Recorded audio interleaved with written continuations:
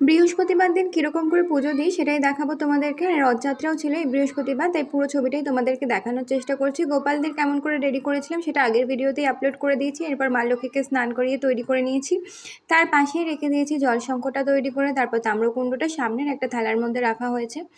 আর এরপর আমি বসে গেছিলাম ঘরটাকে তৈরি করতে। আর তার আগে অবশ্যই সমস্ত ঠাকুরকে একদম মুছিয়ে পরিষ্কার করে সিংহাসন মুছে নিয়েছি। ওইদিকে আমি প্রদীপের মধ্যে তেল সলতেও দিয়ে রেখেছিলাম।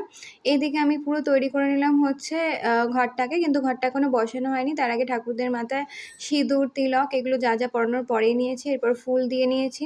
এরপর খাবারের থালাগুলো সব তৈরি করে নিয়েছি। 5 রকমের ফল দেওয়া হয়েছিল সেদিনকে, আম, আঙুর, আনারস, লেবু আর কলা। তার সাথে ছিল 2 রকমের মিষ্টি। আর সব ঠাকুরকে চিড়ে দেওয়া হয়েছিল, শুধুমাত্র মা লক্ষ্মীকে চাল দেওয়া হয়েছিল, কারণ যেহেতু আজকে বৃহস্পতিবার চাল কলা দিয়ে পুজো দিতে হয়। আর তার সাথে কিন্তু অবশ্যই চিনি দেওয়া হয়েছিল সবাইকে।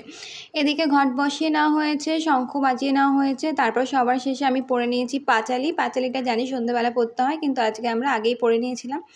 এরপর পরে সমস্ত কিছু ঠাকুরের ঘটের ওপর রেখে দিয়েছি। এরপর ঘণ্টা বাজিয়ে আর ঠাকুরকে ধূপ-ধুনো দেখিয়ে আজকের পুজোটা আমি পুরো শেষ করেছি। এই হচ্ছে আমার পুরো সিংহাসনটা। যদি ভালো লাগে অবশ্যই একটা লাইক করো। টাটা।